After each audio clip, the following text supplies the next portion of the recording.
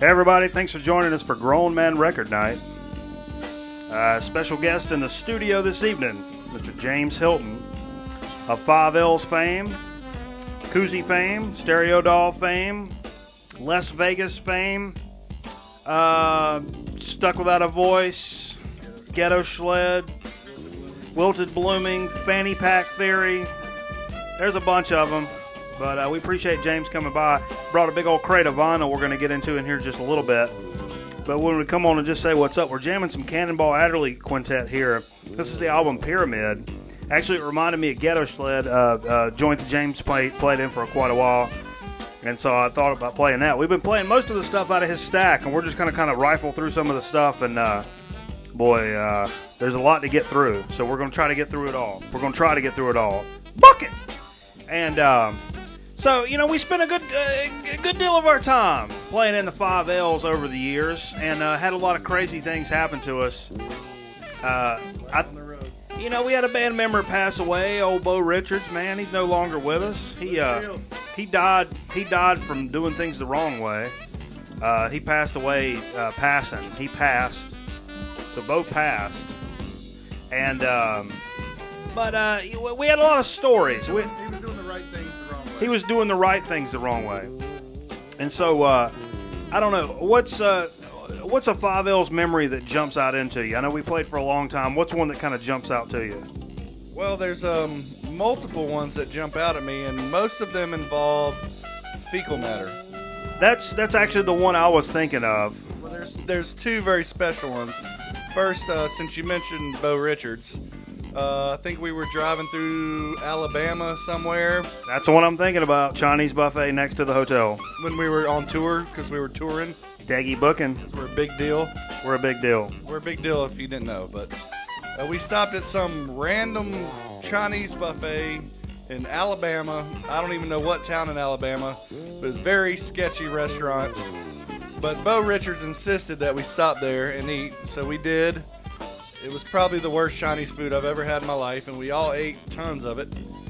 And about 20 minutes down the road, there's nothing but a road and trees, and Bo's sitting back there farting and laughing, as he did quite frequently.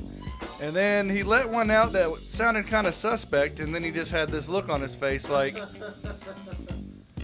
guys, we got to pull over now. And there was nowhere to pull over, so about 20 minutes later, we finally find an exit.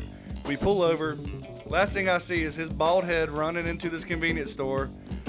And before he left the van, he asked me if I had a pair of shorts he could borrow.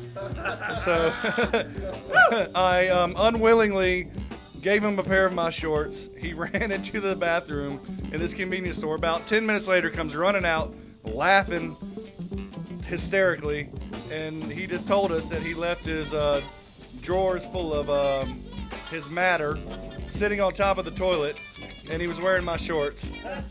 Second fecal story for you guys this evening was Tim Westmoreland. I hope you're tuning in.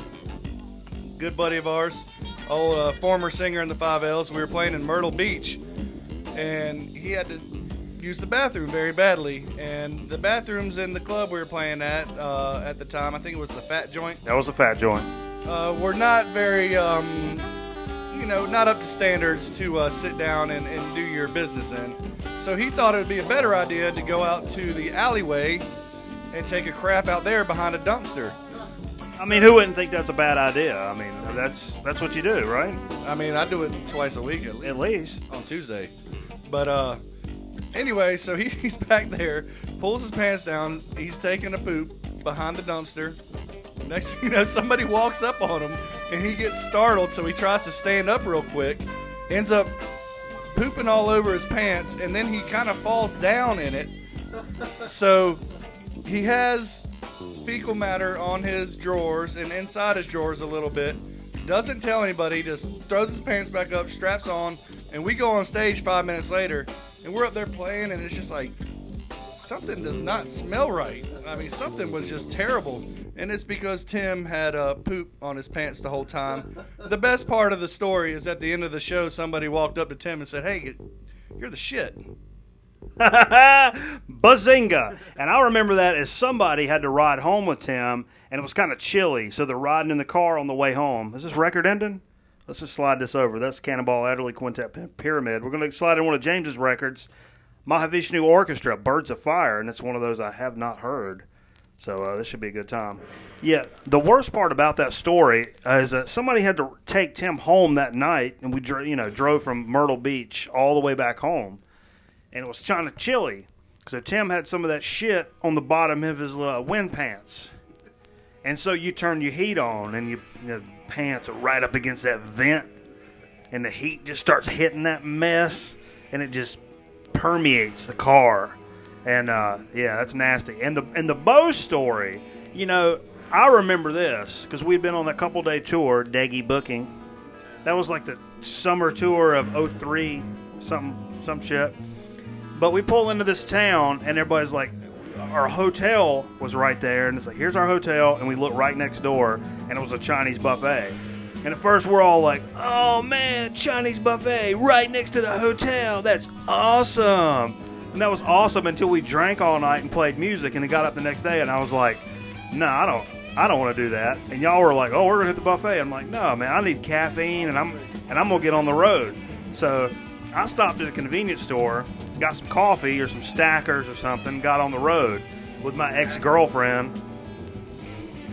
So we're headed on down the road, and we're 30 minutes probably away from y'all, maybe an hour, and I think you called me. It's like, oh, we're going to be late. We had to pull over. Bo shit his pants. Just matter of fact, and I was like, all right. So I told you. That's why I didn't eat at the buffet. There was no question. There was no question at all. I knew that was going to happen. Standard procedure. I knew that was going to happen. So anyhow, some good times. And we had some good times on the road, and music will do that to you. Spicy pickles. Spicy pickles. I dumped some of that in my car too. That's a good road story. So anyhow, we're gonna get a little back to this Mahavishnu Orchestra. We're gonna come back with some more stories, and we're gonna talk about some records on Dig of the Week. Got some good Chip Chat stuff. James brought some stuff over for Chip Chat. That's gonna clean out my nasal passages. That's what I do. I've had this stuff before, and it's it's some of the hotter stuff I've ever had. So we're going to experiment with that on Chip Chat, and that's what we like to do. We experiment with men and spearmint. I like it. It was minty, but not minty.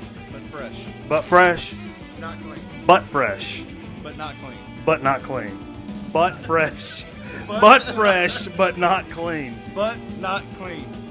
Let's go before they put us in gay prison. So anyhow, thanks for hanging out with us on Grown Man Record Night. We appreciate James chilling with us, and we're going to come back with a little something different here in a little while.